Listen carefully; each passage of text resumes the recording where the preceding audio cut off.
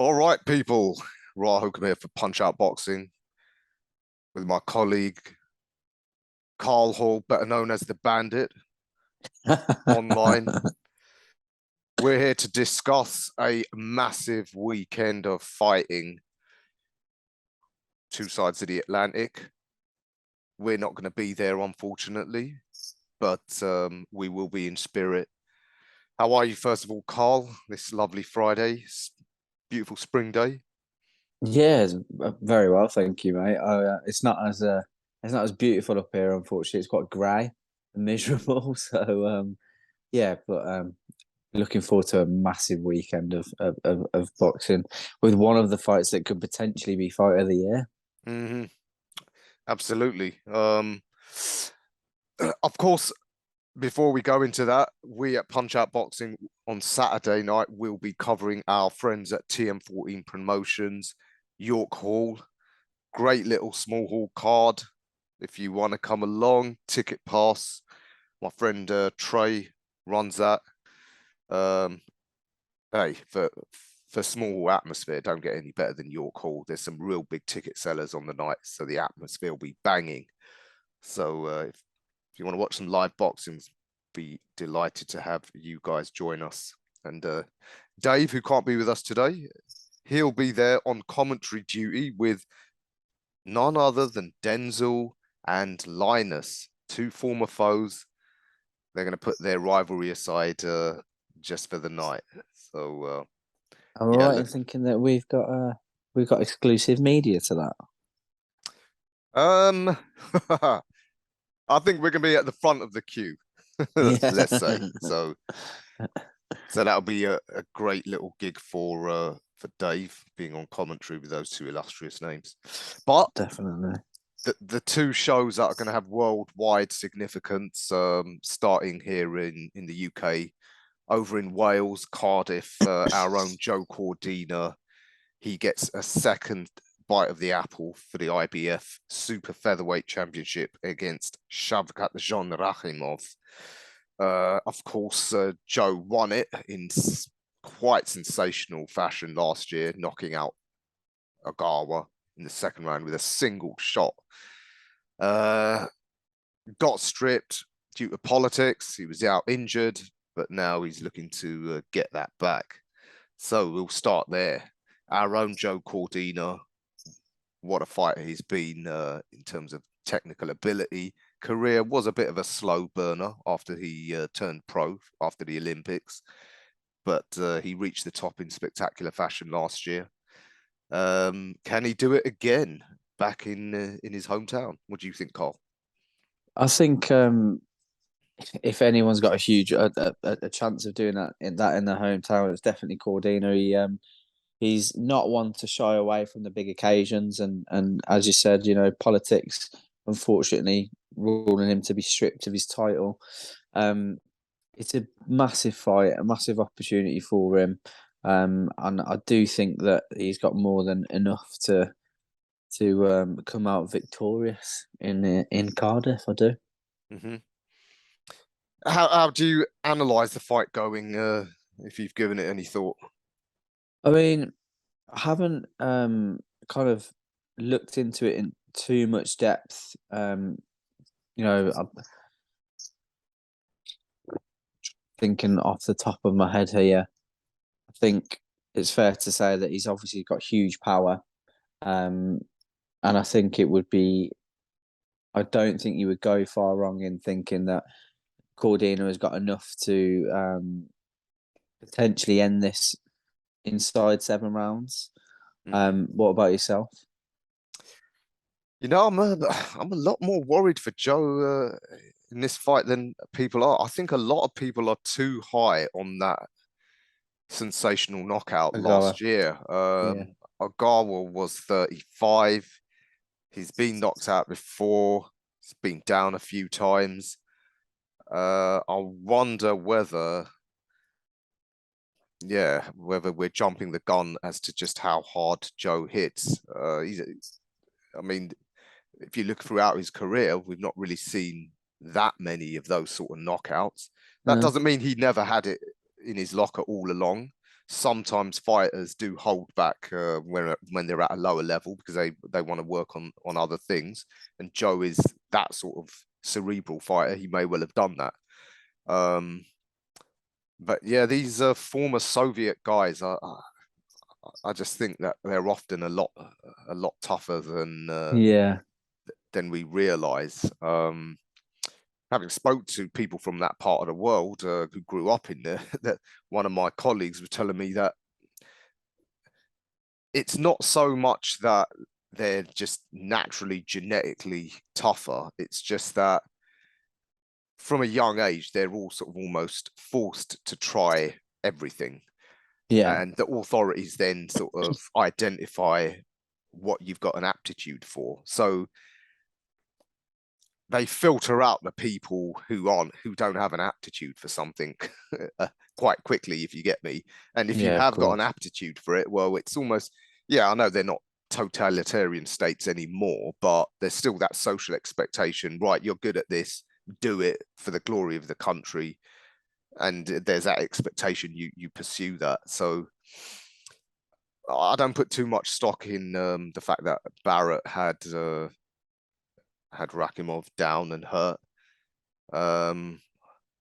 So yeah, I actually see this being quite a grueling back and forth sort of fight. I actually think it's going to be close, even if it does end inside the distance. Yeah. But I actually am not going to tip it to go inside the distance. I think it will go the full 12. And I think Rakhimov will get the decision, probably on a split or a very close, controversial, contested type of decision, because it will be that sort of back and forth affair. I do somewhat suspect Eddie Hearn and Matchroom don't have as much sway with the governing bodies. Let's say someone like Bob Arum and the PBC might have. So, Yeah. I mean, we've seen already Josh Warrington, for example, even as a home fighter, couldn't get a close decision. So, That is true. I mean, and I think because obviously I was going to ask, do you think that he'll be afforded the respect if it is that close that he's actually got the opportunity to come away with the result? mm-hmm. But you make a good point because I did forget about that. To be fair, and being there for media week, you're absolutely right. Warrington, he well, the judges scored it how they should have, thankfully, Mm-hmm. because all too often that hasn't been the case. So yeah, you do make a good point with that. Actually, it will be interesting, definitely, because I mean, as well, he's obviously looking back at Rakhimov. His power isn't to be sniffed at either, because I think 14 of his wins, 14 of his 17 wins come by knockout, haven't they? So Mm-hmm. Absolutely. And he's still, young and in his prime, yeah, hungry. Um, and him and his team are very confident. They're about going away from home. I mean, again, these are former Eastern Bloc fighters. They don't have any yeah, fears about going away from home because they always have to, because it's very rare they win a purse bid to host these fights. So that won't be an issue. But yeah, my formal prediction, I'm going to go Rakhimov split decision. Yourself? um. Now we've had a little bit of time to speak about it, but I still think I still think Cordina is going to come out on top, and I do understand what you're saying with it going to points. Oh God, I don't know. I only said because last time I got it wrong with who did I get it? I got it really badly wrong with Franklin, and then because of that, I decided not to go against the grain and go with Zhang, which now on obviously in hindsight is a wonderful thing. Um, I'm gonna go Cordina by stoppage, late stoppage. Okay. And I spoke to Dave earlier. He concurs with you. Okay. He thinks that, especially with the home advantage, the crowd roaring him on, he believes it's going to be a mid to around mid to late stoppage for Cordina. A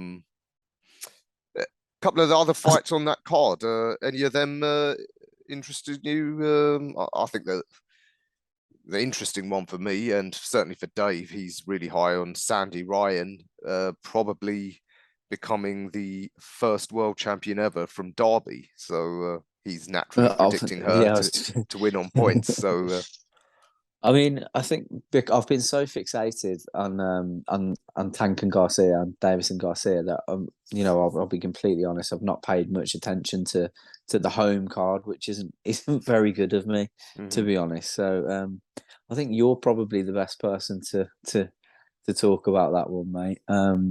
It's yeah, other Yeah, than the Cordina Rakhimov. I think Sandy, I think she'll bring that world title home and then go on to very big things. There's a couple of other fights that are interesting on there. Of course, the cruiserweight fight, Thompson and Watkins. Looking forward to that. Cruiserweight division is so hot in this country. Yeah, Really interesting to see, who comes out on top there and get in on the mix. And of course, the all Welsh deal for the British lightweight title, Gwyn and Woodruff. Uh, Craig Woodruff, first first show I covered in Cardiff, he won I think it was the Celtic title. Quite a character, so I'm going to be rooting for him. Very good boxer, not much of a puncher, but as you know, it ain't all about being a puncher. no, All right, well, definitely not. that's the home fight, and then of course, for those who can stay up all night, you should be used to that with a little. You and Dave both with a little kids keeping you up all night. That should be a doddle for you. But Honestly, mate, if it was on last night, I'd have been brilliant. I'd have like, oh god, yeah, one but of those yeah, nights last night. this is one of the few super fights that we've had for a long time. Of course, Tank Davis against Ryan Garcia, the two of the so-called four kings at last going up against each other. How do you analyze that fight? Oh, it's so interesting because obviously, I am genuine. I'm a huge Gervonta Davis fan. I really, really do enjoy watching him box, and I just think obviously he's had issues outside of the sport, and I appreciate why people don't warm to him. You've seen the likes of Timothy Bradley really talking badly about him because of those accusations regarding domestic violence and things like that. But just in terms of him as a boxer, I really do enjoy watching him. Small, powerful, very very skillful boxer.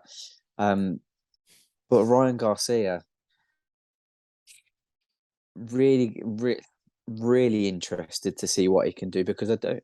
Obviously, he's Gervonta's record is far superior in my opinion. I don't think that can really be debated. That stoppage of Leo Santa Cruz was absolutely phenomenal.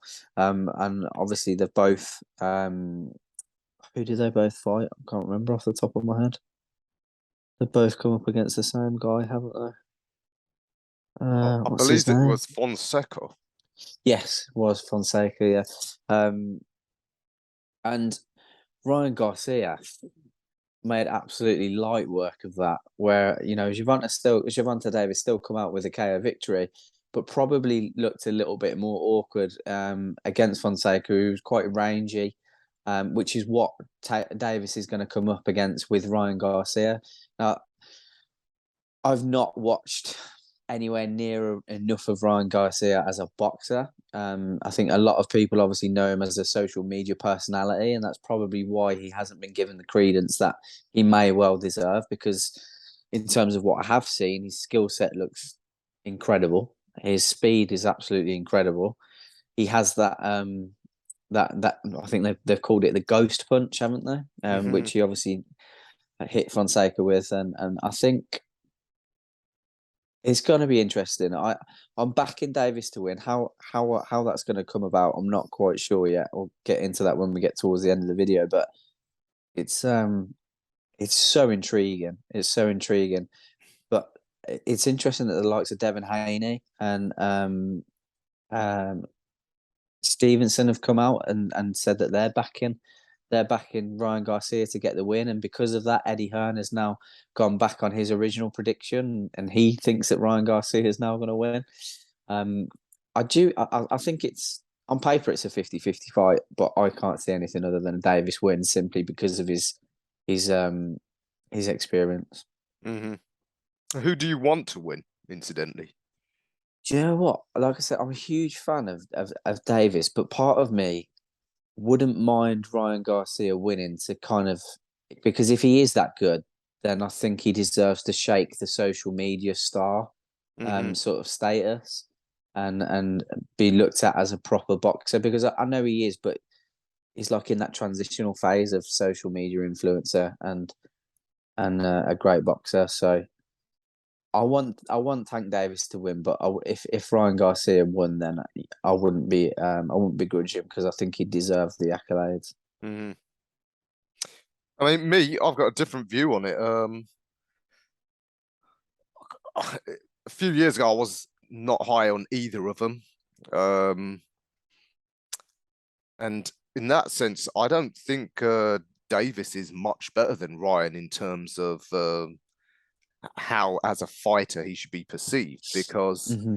him and his team have consistently gone down that whole narrative of, well, he's the star, everything's on our terms, A side, B side, our side of the street, all of that nonsense, and have steadfastly refused to make the fights against the other real talented fighters in that division. So in that sense, I think, well, okay, Ellaby and co, you keep going on about Tank's box office appeal.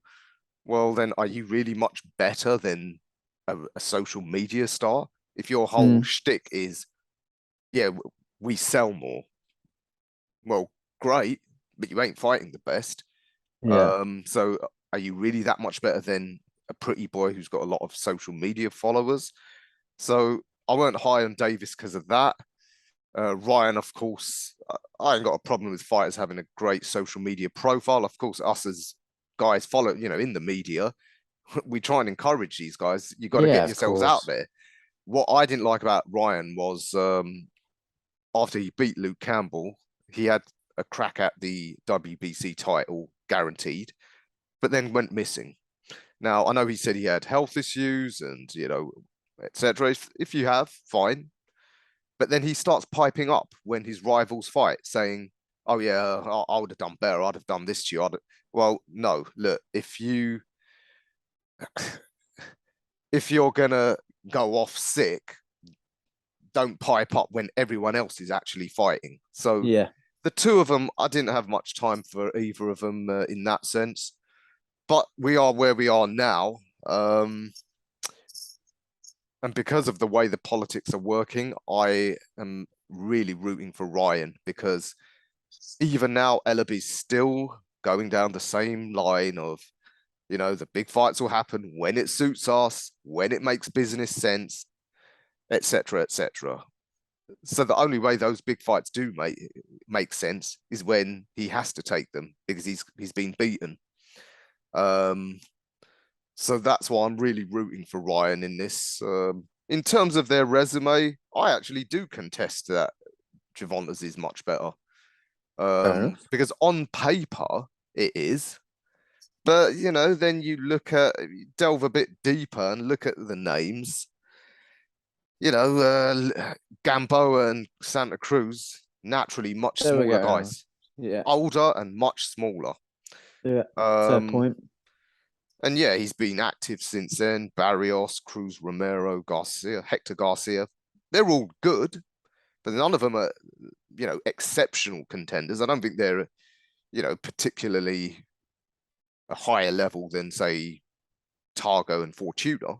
I'd say they're much of a much in terms of level, like good contenders, but not amongst the best. So yeah, I don't think there's been that much of a gap in terms of the quality of their opponents. But Gervonta has fought more. But he's what, 28, 29 now? So 28, yeah. 28. 28, he's been a world champion, or he's been fighting at world championship level for 6 years. Resume is very unimpressive. for someone who's rated as a pound for pound top fighter, which is what him and his team keep insisting he is. And don't get me wrong, I think in terms of ability, he is that. Having spoken to a lot of the top coaches in America, they've got an eye for certain subtleties that the likes of me and you don't. And they say, yeah, his skill level is actually amongst the very best in the game. As lay people, we just see the end result, the punching power. So given he's got that level of ability, exceptional technical ability, and the punching power, his resume is very disappointing, I would have to say. In terms of how the fight goes, I think Ryan can win it, and I am tipping him to. Not necessarily because he's better. In fact, as you said, it's probably clear Davis, in terms of skill, is better. But I just think that the way Davis has been so comfortable with the choice of opponents he's had, I think he's going to find it hard to psychologically move up those gears when he's coming up against someone who's got physical attributes that he's not seen before. So I think, as we know, Davis early on, he likes to have a look for a few rounds to feel out his opponent. Against Ryan Garcia, whilst he's just having a look and feeling him out, he's going to be getting hit harder and faster than he has ever been hit before. Now, I don't think Ryan's going to knock him out. I don't think he'll have him particularly hurt either, because Davis is technically good. But he's going to be buzzed, and I think it will give him pause for thought.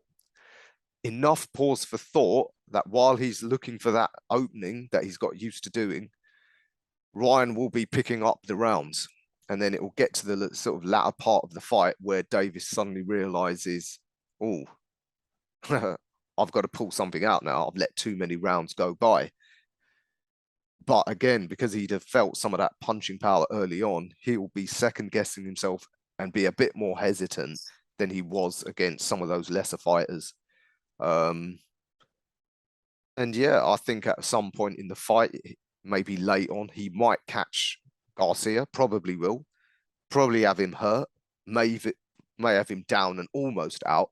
But Garcia, he's young, he's fit, in his prime. And I think he does have the wherewithal to get through it. I think too much stock is put on to the fact that he was put down against Luke Campbell. That's a common argument we hear. Like, Campbell ain't a puncher. He had you down. Look, Cassius Clay got put down and almost out by our Henry Cooper. And yet, Sonny Liston never got close to putting him down. And 10 years later, George Foreman couldn't put him down. So, and I think as well, like, I think people Luke Campbell might not be looked at as a puncher, but 70% of his wins come by knockout. To be fair, like he might not have looked at like your average banger, but he could punch. He could punch, and not just that. You actually saw the determination that Garcia had to come back from that. That was what it was about. I do agree with you in that sense. It's. The one sticking point for me is where I think that if Tank's going to lose is it will be the difference in reach. And like you said, because of the speed and the power that will come generated from those whipping shots that Garcia has, it would be by points with Tank trying to look for an opening. But for me, the more I've watched back some of his fights, I just started to see little intricacies in the ways that he's able to analyze people, maybe not bringing the guard back after a shot and looking if someone's throwing the same shot 3 or 4 times and being able to nullify that. The only sticking point I see is the height and the reach and the difference in reach, but I'm still going to go for a Tank win. But I absolutely understand your analytical approach to why Garcia would win. And I wouldn't begrudge him if he won. I really wouldn't. I'm really looking forward to it. Mm-hmm. And what do you think's the method of victory for Tank? I don't think he's got enough about him to win on point. I think he's going to knock him out. I do. And I'm going to go with the 7th round stoppage, and I know that is really, really going for it. really going for it. What probably will happen is what you said, but 7th round KO. I don't see him winning on points at all. I just don't think he's got. His punch output isn't high enough, but especially against Ryan. It won't be against Ryan. I can only see him winning by KO. Mm-hmm. So you concur with Dave? He's got a pretty similar prediction to yourself. I Incidentally, feel we like we just might have spoken before. it does sound like that. I know. Yeah, our friend Will Jones from the Edge Gym, he's just got his prediction.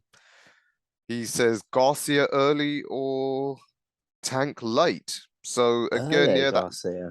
that's a common analysis because of the way Tank likes to spend the early part of the fight just looking at his opponent. I think, well, that could be Ryan's opportunity to get that huge left hook of his off. Yeah. But yeah, I guess they presume that if it goes late, by then Tank will have worked out what he needs to do and find that big left hand of his own. All right, so you're going with Tank. I'm going with Ryan. It's going to be a huge night. Well, let's see how it goes. So we'll wrap that up there. That's our analysis for this weekend's huge duet of fight nights. So look out for the interviews that we'll be doing from York Hall. Not as glamorous, but equally as important. Absolutely. Carl, always a pleasure, and we'll catch up with you next week. Definitely. Just before we go as well, I just want to say to everyone so far over on the YouTube channel, thank you so much for the support because we are flying. The last couple of interviews that Rah's put out from Zhang and Freezy McBones are absolutely doing numbers. I think we gained over 60 or 70 subscribers in the last 24 hours.